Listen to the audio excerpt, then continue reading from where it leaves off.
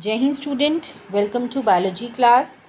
Now students, in this lecture we will discuss about the important agricultural revolutions.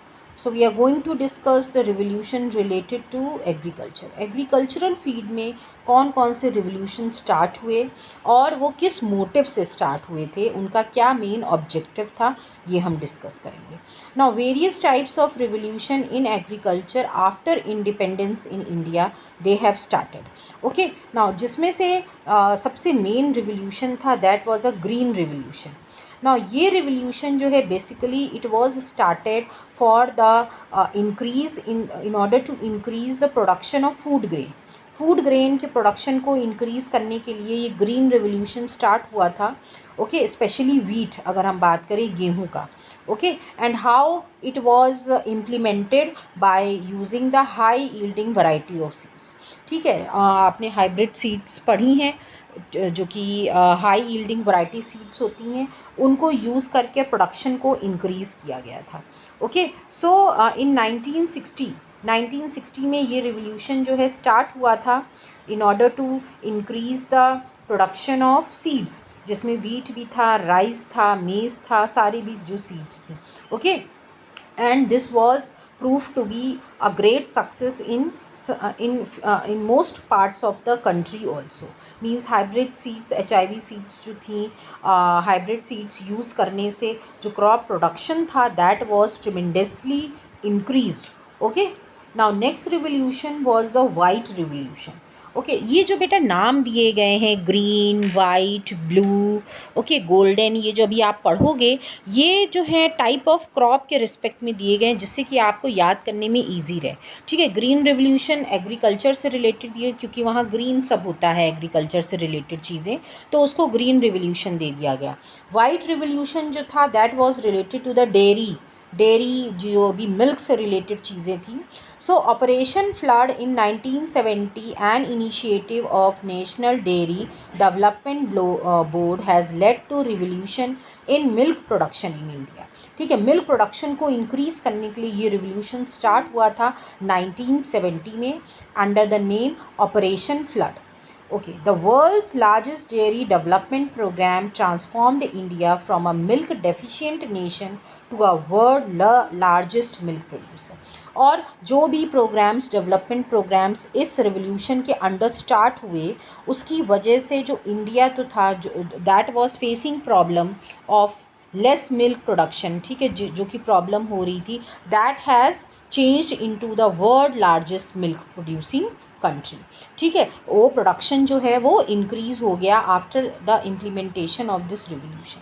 Now this has introduced in the new breeding technology, high quality fodder, vaccination, veterinary facilities improve. Now अब ये जो था ये कैसे achieve हुआ milk production, इसके लिए जो भी था हमने फोकस किया ब्रीडिंग टेक्नोलॉजीज़ में. ठीक है, क्योंकि ये जब ही सक्सेस होगा जब हमारे पास high yielding, high producing milk animals होंगे, तो उनको प्रोड्यूस किया गया ब्रीडिंग टेक्निक्स के थ्रू, इंटर ब्रीडिंग कराई गई. ओके, जिससे कि मिल्क प्रोडक्शन इंक्रीज़ हो, जो भी डिज़ायरेबल कैरेक्टर्स हैं वो इनोकुलेट किए गए just to have a increased milk production.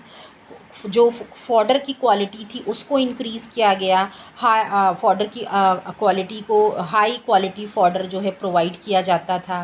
Time to time vaccination, then all the medical veterinary facilities was provided to the livestock for the production of the milk.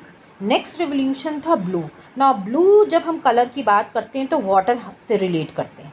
ठीक है, तो यहाँ पे जो रिवोल्यूशन था that was basically focused on management of fisheries sector.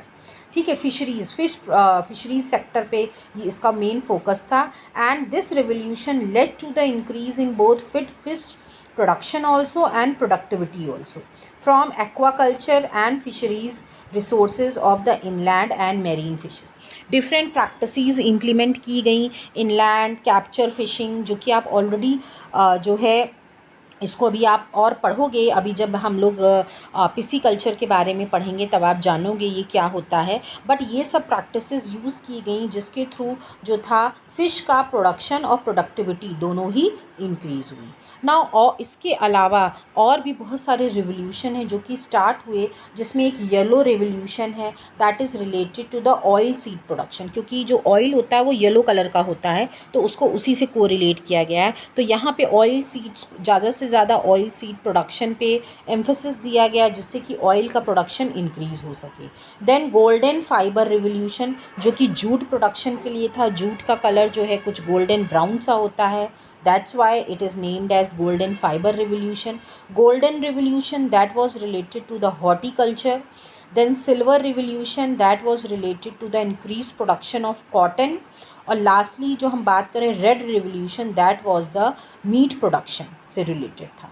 Okay, तो ये different revolutions हैं जिनको कि आपको पता होना चाहिए कि जो भी रिवोल्यूशन है वो किसके लिए, किस प्रोडक्शन के लिए यूज़ हुआ, किस प्रोडक्शन को इंक्रीज़ करने के लिए इम्प्लीमेंट हुआ। Okay, so this is about the types of revolution. अब हम इसमें जो है नेक्स्ट लेक्चर में हम पढ़ेंगे इम्प्रूवमेंट के लिए जो है जो 3 बेसिक हेडिंग्स हैं जिसके अंडर इम्प्रूवमेंट किया जाता है, that we are going to study. So this is all student, thank you everybody.